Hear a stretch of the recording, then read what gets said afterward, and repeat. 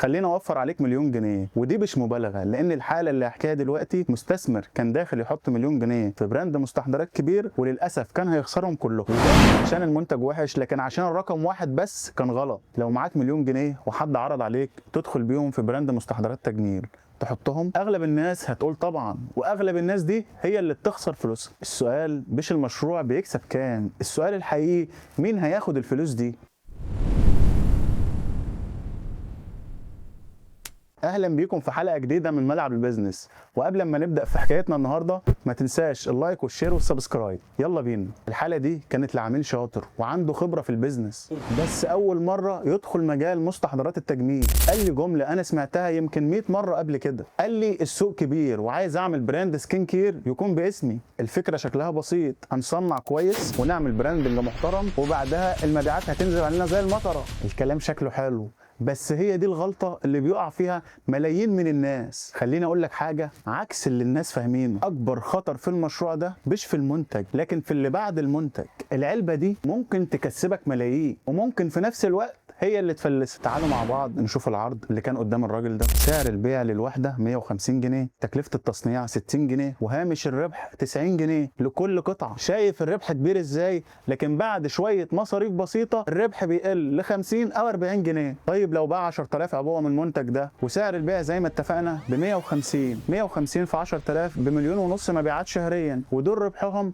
حوالي 500000. طب الحسبة كده شكلها منطقي؟ شكلها صفقة حلوة، وده بالظبط المكان اللي اغلب الناس بتغلط فيه. طيب تعالى نسأل سؤال بسيط، هتبيع فين؟ صيدليات ولا اونلاين ولا موزعين جمله؟ لو صيدليات بياخدوا من 20 ل 30%، ولو موزع ممكن ياخد اكتر من كده. طيب لو اونلاين هتدفع اعلانات وشحن ومرتجعات، ال 50 جنيه بقوا 20 او اقل كمان. شوف منين وصلنا لفين. طب خلينا نسال السؤال الاخطر، دفعت كام عشان تبيع؟ تكلفه الاعلان وتكلفه اكتساب العميل اللي هي الكاستمر اكوزيشن كوست. يعني مثلا لو دفعت اعلانات 80 جنيه على العبوه الواحده، انت بتدفع اكتر من ربحك اللي هو ال 50 جنيه عشان تكتسب عميل واحد. يعني للاسف انت شغال بس مش بتكسب. لو النقطه دي مش واضحه، هيبقى اي قرار هتاخده بعد كده غلط. تعال مع بعض نفترض سيناريو بسيط جدا، 30% من المنتج بقى مركون وما اتحركش. فجأة هتلاقي الهامش اختفى والكاش اتركن، وده اخطر نوع من الخسارة. طب تعالى نسأل سؤال، طب ليه ده بيحصل؟ ليه؟ لانك مش عارف تتحرك. ووقتها العميل سألني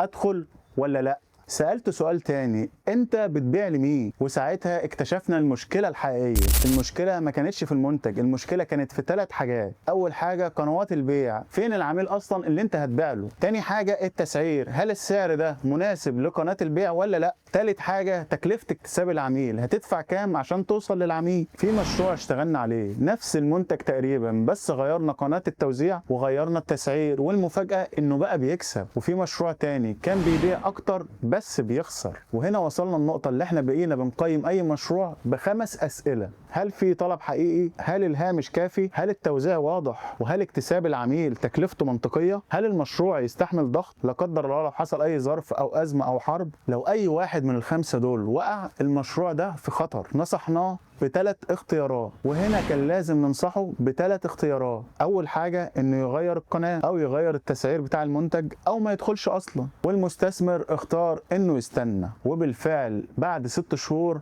حصل اللي كان متوقع. تكاليف الاعلانات زادت، المنافسه علت، ولو كان دخل كان خسر كل حاجه. اخطر جمله في البيزنس هي ان السوق كبير. خلي بالك، السوق الكبير بيخسر ناس كتير. اللي بيفرق مش الفكره، اللي بيفرق الحساب. انا عامل نموذج بسيط تقدر تقيم بيه اي مشروع، هسيبه لك في اول كومنت. ولو عندك مشروع وعايز تشوفه بالارقام، ابعت لي كلمه تحليل مشروع، ولو مناسب هنشتغل سوا. نيجي هنا للسؤال المهم، لو معاك مليون جنيه تدخل المجال ده ولا لا؟